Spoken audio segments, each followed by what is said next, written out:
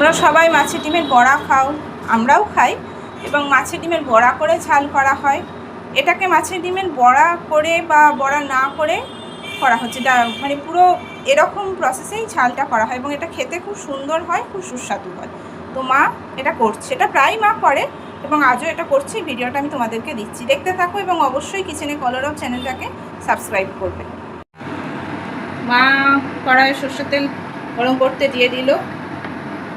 এখানে সর্ষের তেলটা এবার গরম হবে, তারপরে মা পেঁয়াজগুলো ভাজতে দিয়ে দেবে।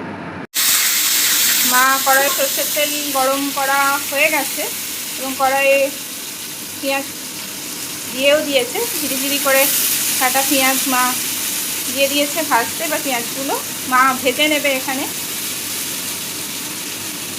কিছুক্ষণ ভাজা হোক, তারপর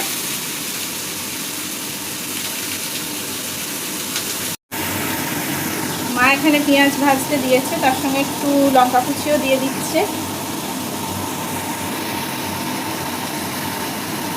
লঙ্কাটা তোমাদের স্বাদ মতন তোমরা দেবে, যেরকম ঝাল খেতে পছন্দ করো। মা এখানে পেঁয়াজ ভেজে ফেলেছে, দেখতেই পাচ্ছ পেঁয়াজের খুব ভালো রং এসে গেছে, পেঁয়াজটা খুব ভালোভাবে ভাজাও হয়ে গেছে, কারণ পুরো রান্নাটাই মোটামুটি পেঁয়াজ ভাজার উপরে আর মশলার উপরেই নির্ভর করছে। সরি, তো তার জন্যই পেঁয়াজটাকে খুব ভালো করেই ভাজতে হবে। ভাজা হয়েও গেছে, এবার মা মশলাগুলো এক এক করে দিতে থাকবে। মা সব মশলাতে জল দিয়ে নিয়েছে, এবার জল দিয়ে গুলিয়ে নিল, তারপরে মিশিয়ে নেওয়ার পর মা পেঁয়াজের উপর ঢেলে দিয়েছে। এবার একটু নাড়িয়ে নিচ্ছে। মশলার মধ্যে আবারও বলে দিচ্ছি কী কী ছিল: জিরে গুঁড়ো, ধনে গুঁড়ো, যেটা মা একসঙ্গে মিশিয়েই রেখেছিল, আর কাশ্মীরি লঙ্কা গুঁড়ো এবং অবশ্যই হলুদ গুঁড়ো। সবই মা সানরাইজের মশলাগুলো ব্যবহার করে এবং সবটাই মা জল দিয়ে ভালো করে মিশিয়ে পেঁয়াজের মিশ্রণে, মানে পেঁয়াজ ভাজাতে ভালো করে মিশিয়ে দিয়েছে।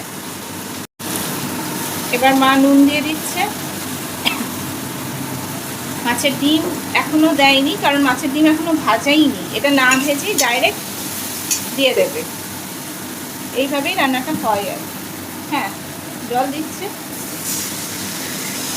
মা। এবার কড়াইয়ের জলটা দিয়ে দিল।